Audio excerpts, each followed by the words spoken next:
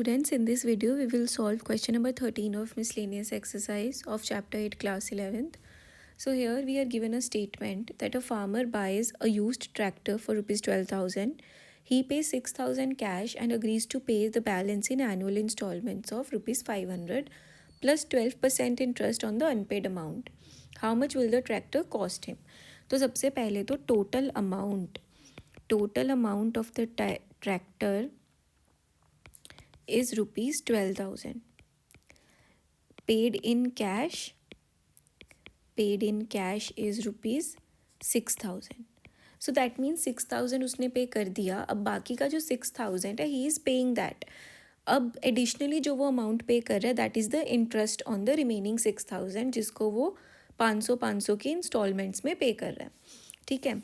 So if I right it like this, so the sequence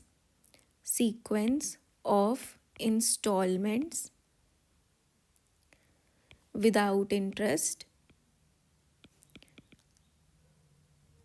is, तो कैसे start कर रहा है वो, he is paying sequence of unpaired amount लिख देती हूँ. Sequence of unpaired amount. ठीक है. तो सबसे पहले उसका 6,000 बाकी है, फिर अगले साल उसका 5,500 रुपीज़ बाकी है, फिर उसका 5,000 रुपीज़ बाकी है क्योंकि 500 वो एनुअली पे कर रहा है, टिल उसका लास्ट में 500 रुपये बाकी है. ठीक है. So this is the total how he page. Okay. Now 6,000 तो उसको पे करना ही करना है, बट द एडिशनल अमाउंट जो वो पे कर रहा है that is the interest on these instalments. ठीक है. On the unpaid amount. ठीक है. So what will write is will write sequence of interest on unpaid amount. तो वो 12% इंटरेस्ट पे कर रहा है ऑन एवरी अनपेड अमाउंट. तो पहले उसको कितना इंटरेस्ट पे करना पड़ा, 12% of 6,000, then 12% of 5,500 and so on till उसने 12% ऑफ लास्ट का 500 पे किया. ठीक है. इसमें से अगर हम 12% कॉमन ले लें, ठीक है, if we take 12% of common, then what we will be left with 6,000, 5,500 and so on till 500. ठीक है. इसमें से वैसे कॉमन नहीं ले सकते, but what I will write is I will write total interest paid. Total interest paid will be sum of all of these terms. So that is 12% of 6,000 plus 12% of 5,500 and so on till 500 का 12%. ठीक है. अब इसमें से I can take 12% common. फिर मेरे पास terms क्या बच गई, 6,000, 5,500, ये सीरीज़ बन गई ना मेरे पास. ठीक है. अब दिस फॉर्म्स एन AP.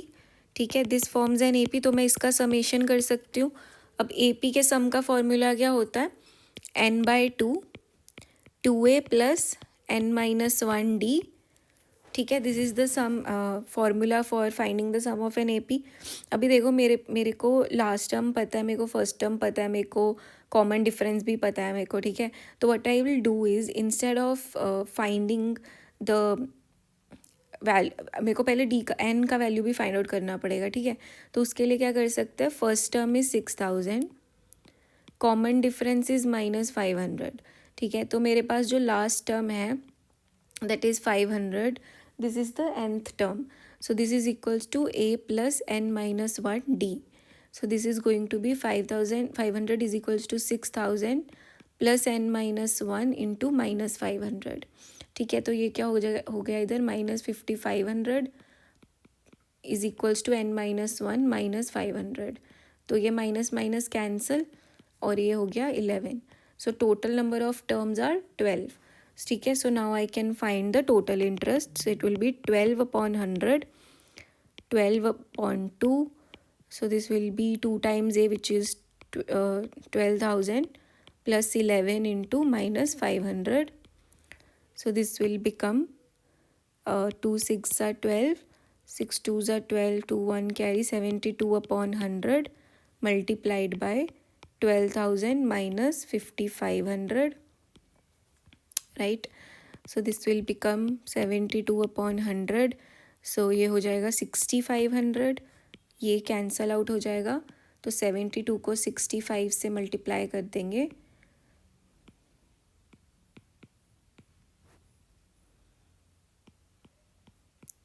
ठीक है, ये हो गया 4680।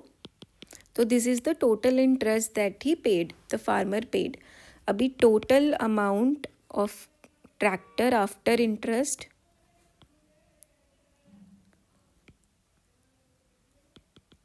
आफ्टर इंटरेस्ट इज़, पहले तो 6000 उसने जो कैश में दिया, फिर 6000 उसने इंस्टॉलमेंट्स पे दिया, फिर 4680 उसने जो है अपना इंटरेस्ट दिया।